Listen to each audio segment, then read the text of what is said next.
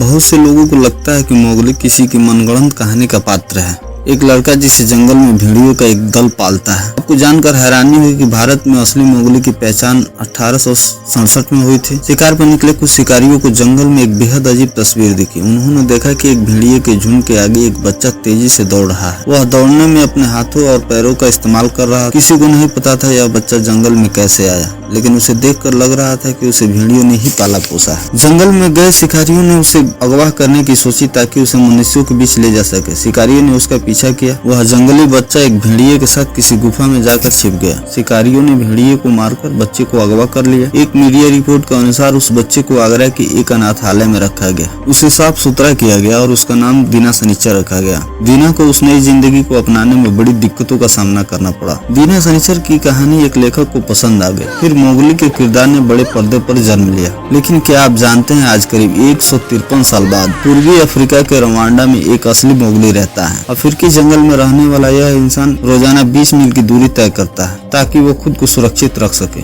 Media report के मुताबिक 21 साल के इस इंसान का नाम एली है।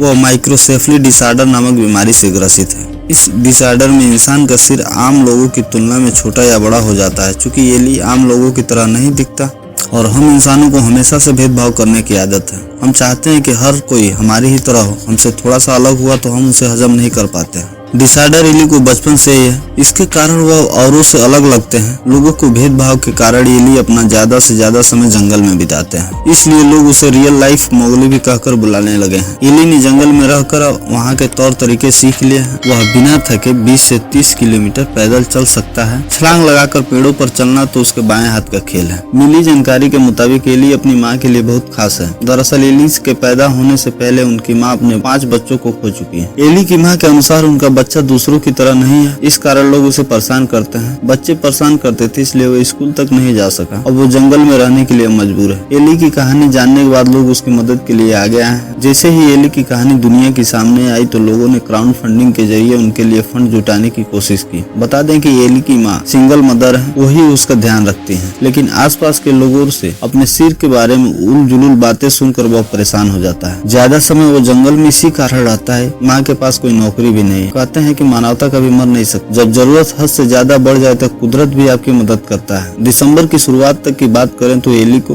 $3,958 यानी भारतीय 2,92,000 रुपए क्राउड फंडिंग के जरिए मिल चुके हैं। इससे उम्मीद है कि एली का जीवन बहुत बेहतर हो जाएगा।